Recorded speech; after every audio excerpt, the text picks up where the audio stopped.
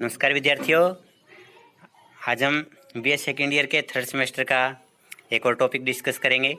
और हमारा आज का जो टॉपिक है वो है net and gross domestic product और GDP at market price, GDP at factor cost. यानी इस टॉपिक के अंदर हम जो है चार जो मुख्य कॉन्सेप्ट को डिस्कस करेंगे। पहला एनडीपी, दूसरा जीडीपी और इसके साथ एनडीपी एट मार्केट प्राइस और जीडीपी एट मार्केट प्राइस और जीडीपी एट फैक्टर कॉस्ट, ये दो चीज़ें और आप इसमें करेंगे। तो इसकी आप शुरुआत करते हैं। जो घरेलू उत्पाद होता है, उस घरेलू उत्पाद का मतलब एक देश के अंदर एक साल के अंदर जितने वस्तुओं और सेवाओं का प्रोडक्शन हुआ है उसको हम घरेलू उत्पाद कहेंगे। और घरेलू उत्पाद को हम दो भागों में बांट सकते हैं। पहला सकल और शुद्ध, यानी सकल घरेलू उत्पाद और शुद्ध घरेलू उत्पाद। तो हम बारी बारी से इन दोनों को डिस्कस करेंगे कि सकल घरेलू उत्पाद क्या होता है और शुद्ध घरेलू उत्पाद क्या होता है। तो ये पहले आप सकल घरेलू उत्पाद को डिस्कस कर रहे हैं। सकल घरेलू उत्पाद एक देश में एक साल के अंदर उत्पादित अंतिम वस्तुओं और सेवाओं के मूल्यों का जोड़ है। यानी एक देश के अंदर एक साल में एक लेखा वर्ष जिसको हम बोलते हैं, जितनी वस्तुओं और सेवाओं का प्रोडक्शन होता है उन सभी अंतिम वस्तुओं और सेवाओं के प्रोडक्शन के मूल्य को सकल घरेलू उत्पाद कहा जाता है। सकल घरेलू उत्पाद में मूल्य ह्रास यानी स्थायी पूंजी का उपभोग वो शामिल होता है, तभी इसको सकल कहते हैं। तो यहाँ पर आप एक बात नोट कर लेना, जिसके साथ में भी सकल शब्द लगा हुआ होगा आपको जब आप नेशनल इनकम का टॉपिक करोगे, तो जहाँ पर भी आपको ग्रोस या सकल शब्द सुना दिखाई देता है तो उसके अंदर मूल्य ह्रास या स्थायी पूंजी का उपभोग शामिल होता है। तो सकल पूंजी, सकल शब्द जो है वो मूल्य ह्रास या स्थायी पूंजी के मिलने के बाद ही बनता है। तो अब यहाँ पर सवाल ये पैदा होता है कि मूल्य ह्रास या स्थायी पूंजी का उपभोग किसे कहते हैं। तो अब हम इसको देखेंगे। मूल्य ह्रास या स्थायी पूंजी का उपभोग क्या होता है। जब उत्पादन की प्रक्रिया चलती है तो स्थायी पूंजी जैसे मशीन है, मकान है आदि, उनका जो मूल्य है वो धीरे धीरे कम होता चला जाता है। तो उनके मूल्य में जो कमी होती है उस कमी को ही हम मूल्य ह्रास कहते हैं। यहाँ पर हम एक एग्जाम्पल देखेंगे। जैसे एक ट्रैक्टर है, किसी व्यक्ति ने आज खरीदा, उसने उसके 6 लाख रुपए दिए, लेकिन एक साल के बाद में जब व्यक्ति उसको बेचना चाहता है तो वो जो 5 लाख रुपए में बिकता है। तो एक साल के अंदर ऐसा क्या हो गया कि 6 लाख रुपए वाली चीज़ 5 लाख में हो गई। यानी उसके मूल्य में जो ये कमी या जो गिरावट हुई है उसको हम मूल्य ह्रास कहेंगे। तो यहाँ पर जो ट्रैक्टर है उस ट्रैक्टर का जो मूल्य ह्रास है वो 1 लाख रुपए है, क्योंकि इसके मूल्य में उस साल के दौरान 1 लाख रुपए की कमी हुई है। तो जब भी जो स्थायी पूंजी है, जो परिसंपत्तियां हैं, उनके मूल्यों में कमी होती है उसको हम मूल्य ह्रास कहते हैं। इसी प्रकार से मकान है, जो मकान नया होता है उसकी कीमत अधिक होती है, लेकिन धीरे धीरे मकान की कीमत जो वो कम होती चली जाएगी। कम होने का मतलब उसके मूल्य में कमी होती चली जाएगी। तो मूल्य ह्रास के अंदर हम किस किस चीज़ को शामिल करते हैं वो देखेंगे। सबसे पहले सामान्य टूट फूट। जब भी कोई प्रोडक्शन का कार्य किया जाता है तो जो स्थायी पूंजी होती है उस स्थायी पूंजी के अंदर टूट फूट होती चली जाती है और उस टूट फूट के कारण जो उसके मूल्य में कमी होती चली जाएगी, जिसको हम मूल्य ह्रास कहते हैं। दूसरा, जब मूल्य ह्रास में शामिल किया जाता है अप्रचलन। प्रचलन का मतलब क्या होता है, कोई भी चीज़ जो है चलन में है, चल रही है। अप्रचलन का मतलब है कोई भी जो चीज़ है वो प्रचलन में नहीं है। इसका मतलब ये हुआ कि वो चीज़ जो है अब आउटडेटेड हो चुकी है। तो बहुत सारी ऐसी टेक्नोलॉजी होती है, जब टेक्नोलॉजी आउटडेटेड हो जाती है या वो तकनीक का प्रचलन में नहीं रहती तो उसके कारण उसका मूल्य वो कम हो जाता है। जैसे कोई जो पहले मान लीजिए कि ब्लैक एंड वाइट टीवी बनाने की फैक्ट्री थी, लेकिन जैसे ब्लैक एंड वाइट टीवी जो प्रचलन से बाहर हुए तो ब्लैक एंड वाइट टीवी बनाने वाली जो टेक्नोलॉजी है उस टेक्नोलॉजी की कीमत काफ़ी कम होगी, क्योंकि वो चीज़ प्रचलन में नहीं थी। तो इस प्रकार उसका मूल्य जो अप्रचलन के कारण भी कम होता है। और तीसरा जो होता है वो आकस्मिक हानि है। कई बार जो है बाढ़ है, भूकंप है, सूखा है इत्यादि के कारण जो है परिसंपत्तियों के मूल्य में कमी हो जाती है। जैसे मान लीजिए एक फैक्ट्री है, उस फैक्ट्री के अंदर अचानक बाढ़ आ गई, उसके चारों तरफ पानी इकट्ठा हो गया, वहाँ पर जो है फैक्ट्री जी थी उसके अंदर जो है वो जो है उसके मूल्य में कमी आ जाएगी, क्योंकि वहाँ बाढ़ आने से जो है उसके अंदर कुछ न कुछ कमी आई है। इसी प्रकार से मान लीजिए कोई भूमि है, उस भूमि के चारों तरफ जो है वो सेम आ गई, सेम आने के कारण जो वहाँ की जो भूमि उसकी कीमत कम हो गई। तो इस प्रकार अचानक इस प्रकार की जो गतिविधियाँ होती है जिसके कारण जो पूंजी के मूल्य में कमी आ जाती है। तो यहाँ पर एक बात ध्यान रखना, आप अगर मूल्यह्रास दे रखा है तो आपको इन तीनों चीज़ों को शामिल नहीं करना। और अगर ये चीज़ें अलग अलग दे रखी है, जैसे सामान्य टूट फूट है प्रचलन है और आकस्मिक हानि है, तो मूल्यह्रास नहीं दे रखा तो इन तीनों को जोड़ करके हम मूल्यह्रास निकाल सकते हैं। नेक्स्ट इसके बाद आता है शुद्ध घरेलू उत्पाद यानी NDP, नेट डोमेस्टिक प्रोडक्ट। शुद्ध घरेलू उत्पाद में मूल्यह्रास शामिल नहीं होता, जबकि सकल घरेलू उत्पाद में मूल्यह्रास शामिल होता है। तो अगर हमारे पास में सकल घरेलू उत्पाद दे रखा है और उस सकल घरेलू उत्पाद से हमें शुद्ध घरेलू उत्पाद निकालना है, तो हम सकल घरेलू उत्पाद में से जितना भी मूल्यह्रास हुआ है उस मूल्यह्रास को या डेप्रिसिएशन को माइनस कर देंगे, घटा देंगे, तो हमारे पास में शुद्ध घरेलू उत्पाद बच जाएगा। तो NDP का मतलब क्या है? नेट डोमेस्टिक प्रोडक्ट यानी शुद्ध घरेलू उत्पाद इक्वल टू GDP का मतलब सकल घरेलू उत्पाद माइनस डेप्रिसिएशन का मतलब मूल्यह्रास या स्थायी पूंजी का उपभोग। तो जब हम सकल घरेलू उत्पाद में से स्थायी पूंजी का उपभोग या मूल्यह्रास को घटा देते तो हमारे पास में शुद्ध घरेलू उत्पाद आ जाता है। इसी प्रकार से अगर हमारे पास में NDP दे रखा और हमें GDP निकालना है, तो NDP में क्या चीज़ नहीं थी? मूल्यह्रास नहीं था। तो अगर आप NDP के अंदर मूल्यह्रास जोड़ लेंगे तो हमारे पास में GDP आ जाएगा। इसके बाद हम चलते हैं आगे कि सकल घरेलू उत्पाद जो है वो कैसे आप निकाल सकते हैं। तो सकल घरेलू उत्पाद को भी हम दो आधार पर निकाल सकते हैं, पहला बाजार कीमत और दूसरा कारक लागत पर। जब हम बाजार कीमत पर सकल घरेलू उत्पाद की बात करते हैं तो हम जो है विक्रेता के दृष्टिकोण से बात करते हैं, और जब हम कारक लागत के ऊपर सकल घरेलू उत्पाद की बात करते हैं तो हम प्रोड्यूसर के दृष्टिकोण से जो उसकी बात करते हैं। तो बाजार कीमत के ऊपर सकल घरेलू उत्पाद और कारक लागत के ऊपर शुद्ध घरेलू उत्पाद, तो ये दोनों के ऊपर होता है। जैसे बाजार कीमत के ऊपर भी सकल घरेलू उत्पाद है, कारक लागत के ऊपर भी शुद्ध सकल घरेलू उत्पाद है। इसी प्रकार से जो है बाजार कीमत के ऊपर भी सकल घरेलू उत्पाद है और बाजार कीमत के ऊपर भी शुद्ध घरेलू उत्पाद है। तो सकल और शुद्ध की धारणाएं जो वो बाजार कीमत पर भी होती है और कारक लागत पर भी होती है। इसके बाद हम जो है इनको एक एक करके डिस्कस करेंगे। सबसे पहले हम कर रहे हैं बाजार कीमत के ऊपर सकल घरेलू उत्पाद। देखिए सकल घरेलू उत्पाद क्या है? एक देश के अंदर एक साल के अंदर जितना प्रोडक्शन हुआ, जब बाजार कीमत उसके साथ जुड़ गया तो इसका मतलब क्या, जो जो प्रोडक्शन हमने किया है उसकी बाजार कीमत क्या है सारे प्रोडक्शन की, वही जो है बाजार कीमत पर सकल घरेलू उत्पाद है। तो एक देश में एक साल में उत्पादित अंतिम वस्तुओं और सेवाओं की मात्रा को अगर हम उनकी कीमतों से गुणा करते हैं तो जो हमें आउटपुट प्राप्त होगा वो जो है बाजार कीमत के ऊपर सकल घरेलू उत्पाद कहलाएगा। अगर हम सिंपल शब्दों में बात करें तो जितनी वस्तुएं और सेवाएं बनी उन सभी वस्तुओं और सेवाओं को उनकी कीमतों से आप मल्टीप्लाई कर दीजिए, और जो आपके पास में प्रोडक्ट आएगा वो जो है आपका GDP एट मार्केट प्राइस होगा। अब आगे है कारक लागत के ऊपर सकल घरेलू उत्पाद। जब हम बाजार कीमत के ऊपर GDP निकालते हैं, सकल घरेलू उत्पाद निकालते हैं, तो जो कीमत बाजार में होती है वह कीमत वास्तविक उत्पाद की कीमत नहीं होती। क्यों नहीं होती? क्योंकि उस कीमत के अंदर जो है शुद्ध जो है अप्रत्यक्ष कर शामिल होते हैं। क्योंकि जैसे बाजार के अंदर कोई वस्तु आती है तो सरकार अनेक प्रकार के जो टैक्स लगा देती है, तो उनको हम इनडायरेक्ट टैक्स कहते हैं।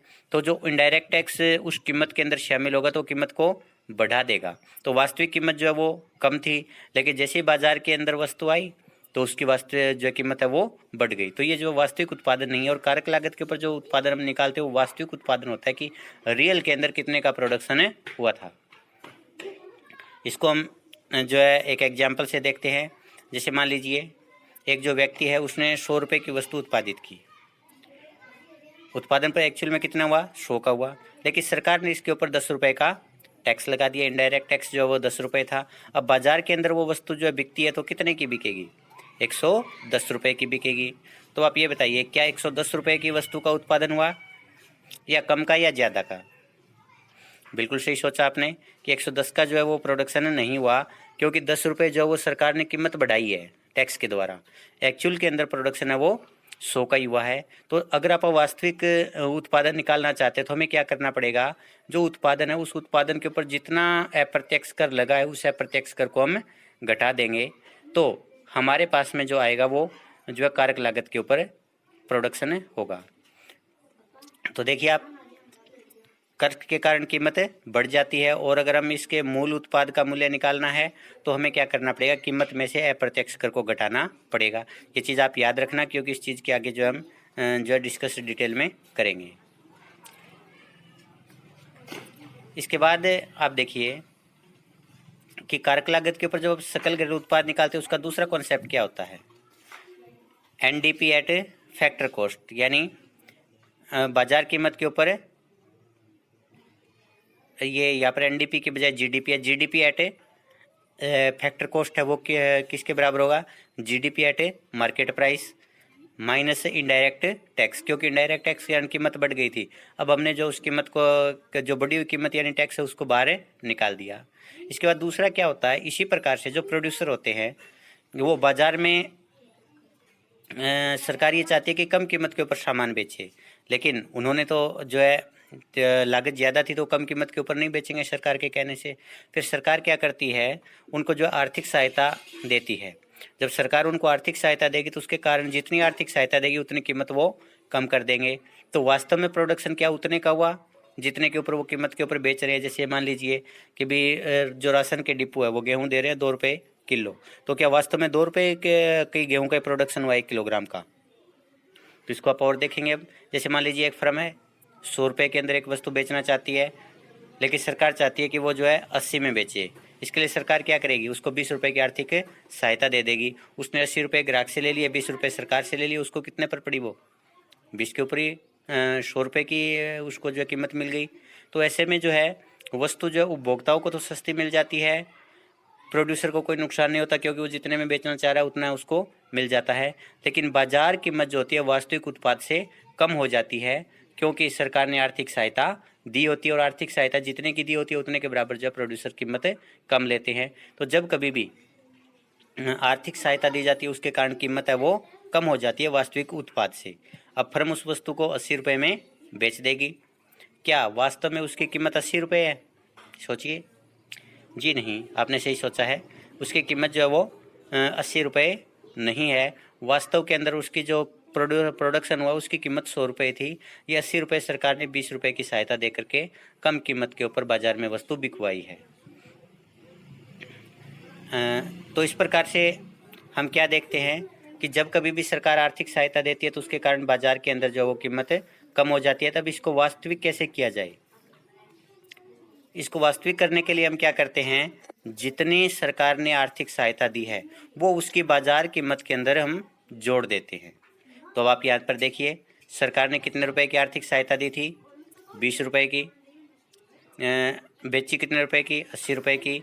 अगर आप 80 में 20 रुपये सरकार वाली आर्थिक सहायता जोड़ देंगे तो कितने की होगी, 100 की, और वास्तव प्रोडक्शन भी कितने का हुआ था, 100 का ही हुआ था। तो NDP की जगह यहाँ पर भी GDP है, GDP और GDP एट फैक्टर कॉस्ट, यानी बाजार कारक लागत के ऊपर सकल घरेलू उत्पाद किसके बराबर होगा, GDP एट मार्केट प्राइस। सबसे पहले कीमत किसने बढ़ाई थी, इनडायरेक्ट टैक्स ने, हमने उसको कम कर दिया, और सब्सिडी के कारण कीमत कम हो गई थी तो हम सब्सिडी जोड़ देंगे। तो इस प्रकार जो वास्तविक जो उत्पाद का मूल्य है वो हमारे पास आ जाता है। तो GDP एट फैक्टर कॉस्ट कैसे निकालेंगे, GDP at market price minus indirect tax plus subsidy. और अगर हम इसको और सिंपल करें तो ये हो जाएगा GDP at factor cost is equal to GDP at market price minus NIT. NIT का मतलब net indirect tax. Net indirect tax का हम कैसे निकालते हैं, जो इनडायरेक्ट टैक्स होता है उसमें से अगर आप आर्थिक सहायता घटा दे तो हमारे पास क्या आ जाएगा, नेट इनडायरेक्ट टैक्स आ जाएगा। तो इस प्रकार हम जो है शुद्ध अप्रत्यक्ष कर घटा करके मार्केट प्राइस से जो है कारक लागत के ऊपर इसको कन्वर्ट कर सकते हैं। इसके बाद आप देखिए conversion of one term into another term. यहाँ पर आप देखिए, यहाँ पर भी GDP एट फैक्टर कॉस्ट है, GDP at factor cost is equal to GDP at market price minus indirect tax plus subsidy, या इसको हम दूसरे रूप में क्या लिख सकते हैं, GDP at factor cost is equal to GDP at market price minus indirect net indirect tax. अब आप देखिए GDP एट मार्केट प्राइस दे रखा है, GDP एट फैक्टर कॉस्ट दे रखा है और GDP एट मार्केट प्राइस निकालना है। तो हमें दिया हुआ क्या, वो देखिए आप GDP एट फैक्टर कॉस्ट दे रखा है, तो GDP एट मार्केट प्राइस निकालना है। तो आप ये देखिए बाजार कीमत में क्या चीज़ शामिल होती है, कर शामिल होते हैं, तो हमें करों को शामिल करना है। तो हम यहाँ पर क्या करेंगे, नेट इनडायरेक्ट टैक्स यानी शुद्ध अप्रत्यक्ष करों को शामिल कर लेंगे। तो GDP at factor cost plus net ये करेंगे तो अपने पास क्या आ जाएगा, GDP at market price. Next हमारे पास है find the value of NDP। यहाँ पर भी GDP है, NDP की जगह कि हमें जो है सकल घरेलू उत्पाद मार्केट प्राइस के ऊपर NDP निकालना है। अब की बार NDP एट मार्केट प्राइस जब हमारे पास में GDP एट फैक्टर कॉस्ट दे रखा है। अब यहाँ पर आप देखिए हमें दो चीज़ों को चेंज करना पड़ेगा। हमें निकालना क्या है, नेट डोमेस्टिक प्रोडक्ट यानी शुद्ध घरेलू उत्पाद निकालना है। किसके ऊपर, बाजार कीमत के ऊपर। उनमें दे क्या रखा है, सकल घरेलू उत्पाद दे रखा है। तो सकल घरेलू को सबसे पहले हम क्या करेंगे, शुद्ध में कन्वर्ट करेंगे। उसके बाद हमारे पास में मार्केट प्राइस पर दे रखा है NDP और हमें निकालना किस पर है, फैक्टर कॉस्ट के ऊपर। तो दूसरा हम क्या करेंगे, सेकंड स्टेप इसमें हम जो है मार्केट प्राइस जो फैक्टर कॉस्ट है उसको हम मार्केट प्राइस पर चेंज करेंगे। तो देखिए क्या होगा हमारे पास में NDP at market price is equal to GDP at factor cost. अगर हमने इसमें निट जोड़ दिया तो ये क्या हो गया, GDP एट मार्केट प्राइस हो गया। शुद्ध अप्रत्यक्ष कर हमने इसमें जोड़ दिए तो ये जो है मार्केट प्राइस के ऊपर हो गया। और हमने माइनस D यानी डेप्रिसिएशन मूल्यह्रास घटा दिया। मूल्यह्रास घटा देंगे तो ये क्या हो जाएगा, शुद्ध हो जाएगा। तो सकल को हमने शुद्ध कर लिया और हमने फैक्टर कॉस्ट को मार्केट प्राइस पर कन्वर्ट कर लिया। तो इस प्रकार बड़ी आसानी से हम एक जो हमारे पास में टर्म दे रखे उस टर्म को हम दूसरे में आसानी से कन्वर्ट कर सकते हैं। नेक्स्ट है NDP एट फैक्टर कॉस्ट निकालना है आपको। और जब हमारे पास में GDP एट मार्केट प्राइस दे रखा है तो ये आपके लिए जो है होम असाइनमेंट है। आप जो है इसको कैसे निकालोगे, ये जो आप इस वीडियो के जो है कमेंट बॉक्स के अंदर लिखना। इसके बाद जो है इसमें हम देखें कि मुख्य रूप से आपको जो है आज जो हमने किया है उसमें किस चीज़ को ध्यान में रखना है। मेन हम ये मान सकते हैं इसकी बेसिक ट्रिक्स क्या है। पहला क्या है, ग्रोस को जब कभी भी आपको नेट में बदलना हो, ध्यान दीजिए, जब कभी आपको जो है शकल को शुद्ध में बदलना हो तो आपने जो शकल दे रखा है उसमें से मूल्यह्रास घटा देना है, डेप्रिसिएशन घटा देना है। जो भी टर्म हो गया वो आपकी वो जो नेट यानी शुद्ध हो जाएगी। तो ये ध्यान रखना। दूसरा, अगर आपको नेट से ग्रोस निकालना है तो क्या करोगे, मूल्यह्रास को आप नेट में जोड़ दीजिए। जब कभी भी अपन नेट के अंदर मूल्यह्रास जोड़ेंगे तो अपने पास में ग्रोस प्रोडक्ट आ जाएगा। इसी प्रकार से बाजार कीमत से अगर आपको कारक लागत के ऊपर कोई चीज़ निकालनी है, यहाँ पर आप ध्यान दीजिए, बाजार कीमत आपके पास दे रखी है कोई भी चीज़ और कारक लागत के ऊपर उसको निकालना है तो बाजार के अंदर जो है कर शामिल होते हैं, ये याद रख लेना। बाजार में जब भी हम जाते हैं टैक्स लगता है तो बाजार कीमत के ऊपर कर शामिल होते हैं। तो आप बाजार कीमत के ऊपर जो भी चीज़ दे रखे उससे शुद्ध अप्रत्यक्ष कर निकाल दोगे। शुद्ध अप्रत्यक्ष कर क्या होते हैं, अप्रत्यक्ष कर माइनस आर्थिक सहायता। तो ये आप निकाल दीजिए तो हमारे पास में क्या आ जाएगा, फैक्टर कॉस्ट के ऊपर आ जाएगा। इसी प्रकार से अगर आपको कोई भी चीज़ जो है कारक लागत से बाजार लागत के ऊपर कन्वर्ट करनी है, अब देखिए कारक लागत जो होती है उसके अंदर जो है करों का कोई रोल नहीं होता। अगर हम उसके अंदर कर शामिल कर दें तो किसके ऊपर आ जाएगा, वो बाजार कीमत के ऊपर आ जाएगा। तो जो हमारे पास में कारक लागत के ऊपर जो भी हमारे पास में दे रखी है टर्म, अगर उसके अंदर हम शुद्ध अप्रत्यक्ष कर जोड़ दें तो हमारे पास में जो वो बाजार कीमत के ऊपर आ जाएगी। तो सिंपल सी बात है, ग्रोस से नेट बनाना है, डेप्रिसिएशन या मूल्यह्रास घटा दीजिए। नेट से आपको ग्रोस बनाना है, मूल्यह्रास जोड़ लीजिए। बाजार कीमत से आपको कारक लागत के ऊपर करना है तो आप ये इसके अंदर जो वो शुद्ध अप्रत्यक्ष कर घटा दीजिए। और अगर आपको कारक लागत से बाजार कीमत के ऊपर करना है तो आप इसमें शुद्ध अप्रत्यक्ष करें जोड़ दीजिए। बहुत ही सिंपल सा है। आप जो है इस चीज़ को जो ध्यान से करना, क्योंकि ये जो है बहुत ही इम्पोर्टेंट टॉपिक है और जब तक आप इस टॉपिक को ध्यान से नहीं करोगे तब तक आगे वाले जो कॉन्सेप्ट है नेशनल इनकम के वो आपको जो समझ में नहीं आएंगे। तो इस चीज़ को आप बड़ा ध्यान से करना। Thank you, thanks all.